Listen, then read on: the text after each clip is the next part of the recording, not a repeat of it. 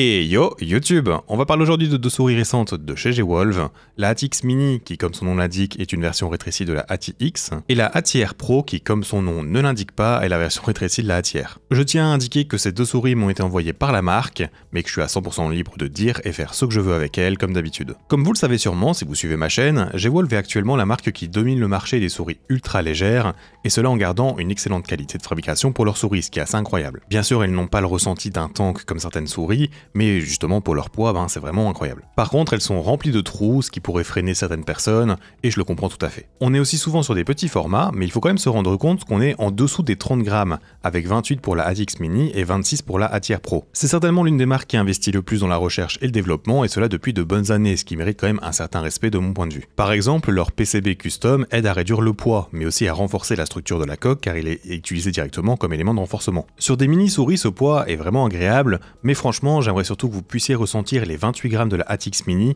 car c'est vraiment bluffant. Cependant bien sûr, le poids ne fait pas tout, et j'ai d'ailleurs moi personnellement pas vraiment aimé cette souris pour différentes raisons, mais j'ai bien plus apprécié la ATR Pro. Pour clôturer le poids sur cette souris, comme vous le voyez, le dessous n'est pas vraiment muni d'une base, c'est juste une barre qui vient aider à solidifier le tout. Quand j'ai fait un post en parlant d'innovation avec cette petite barre sur Twitter, je m'attendais à voir tout un tas de gens qui le prendraient en mode foutage de gueule, mais en vrai ça n'a pas été le cas. Je suis donc plutôt content car ça veut dire que l'audience que je rassemble autour de mes différents réseaux est celle que je vise dans mes vidéos, c'est-à-dire des tryharders ou des passionnés qui cherchent même les petites optimisations. Bref, on va maintenant parler des formes, comme ça vous serez fixé là-dessus, let's go.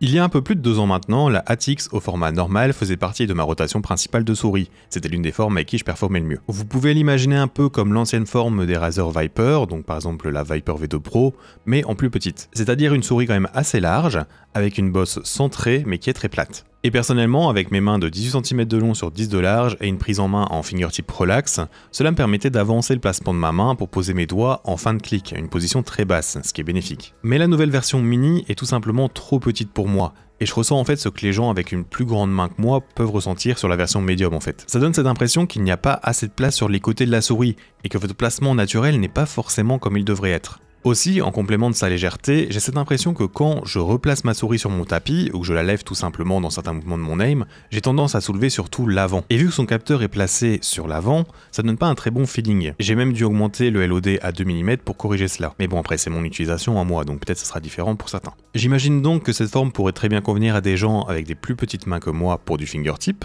ou alors il y a aussi un monde où je pense qu'elle pourrait être excellente pour du claw agressif. Mais il faut donc vouloir une souris avec un petit gabarit. Mais voilà, perso j'ai passé genre que 3 jours sur elle, mais genre 2 semaines sur la ATR Pro dont on va parler maintenant. C'est une mini souris comme vous pouvez le voir, et elle se situe entre le gabarit d'une HSK Pro et d'une ATR ici en rouge, qui a cette même forme mais en plus grande. Cette forme est tout à fait originale car elle est asymétrique par le fait que son côté gauche se rétracte plus rapidement à l'arrière de la souris, mais vu que c'est des mesures plus petites, ça semble moins agressif ici que la ATR classique. De mon point de vue, c'est une excellente proposition en tant que souris pour utilisateur de fingertip, dans le sens où c'est une forme plus safe que la HSK Pro. Il y a 2 raisons à cela. Tout d'abord, la souris est plus haute, ce qui crée plus de place sur le côté en vous donnant plus de marge pour placer vos doigts où vous le voulez. Et ensuite, la forme est assez ronde, là où la HSK Pro est assez rectangulaire. Donc en plus d'avoir plus de place, ça pourrait aussi être plus confortable selon l'endroit de votre prise en main naturelle sur celle-ci. Bien que c'est juste le bout des doigts à poser sur ces souris, la HSK Pro est vraiment minuscule et pourrait tout de même être inaccessible pour de grandes mains. Ici, la ATR Pro sera sûrement plus accessible,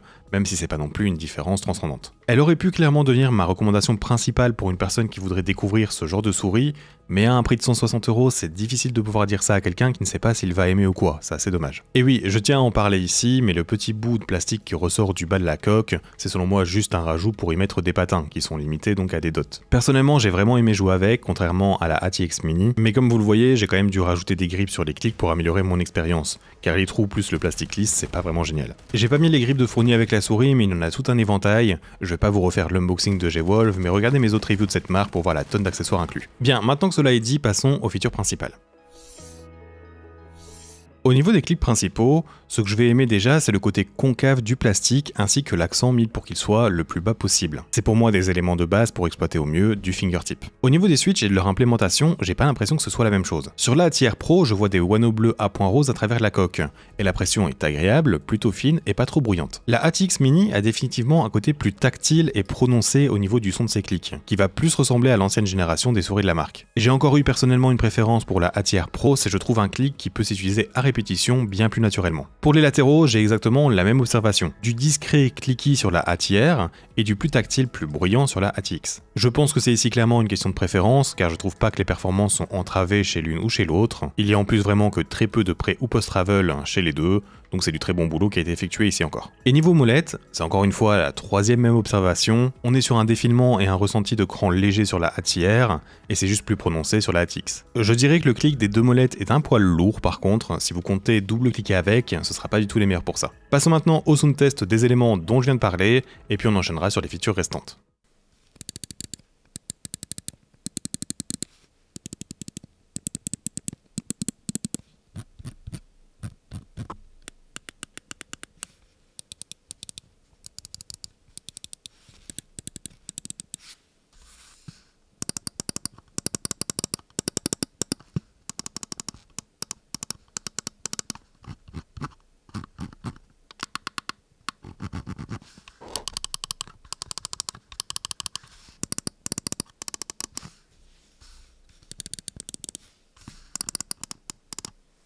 Dans ce qu'il reste à évoquer, il y a les capteurs Pixar 3395 et non 3950. Et j'ai l'impression que la marque reste sur ce modèle car il va consommer un peu moins de batterie pour presque aucune différence de performance. Car oui, même utilisé à 2K sur les 8 kHz proposés, l'autonomie de batterie sera très courte. Mais bon, perso, je commence à avoir l'habitude maintenant, chez les souris très légères actuelles, c'est monnaie courante, peu n'importe la marque. Je n'ai eu aucun problème de performance avec ces capteurs, outre le fait que je sois passé en 2 mm de LOD sur la ATX comme je l'ai expliqué au début.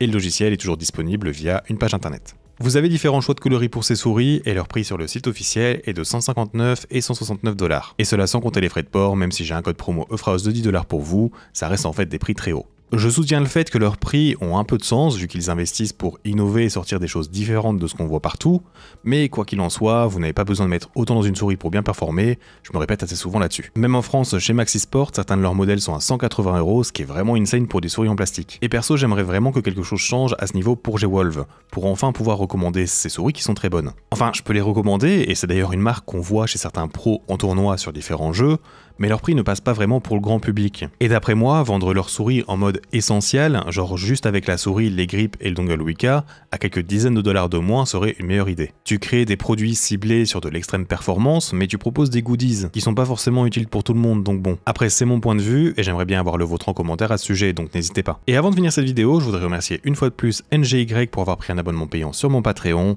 j'espère que je pourrai t'aider à hauteur de tes attentes. Et maintenant toi, si cette vidéo t'a plu, n'hésite pas à t'abonner gratuitement sur YouTube pour suivre le reste de mon contenu.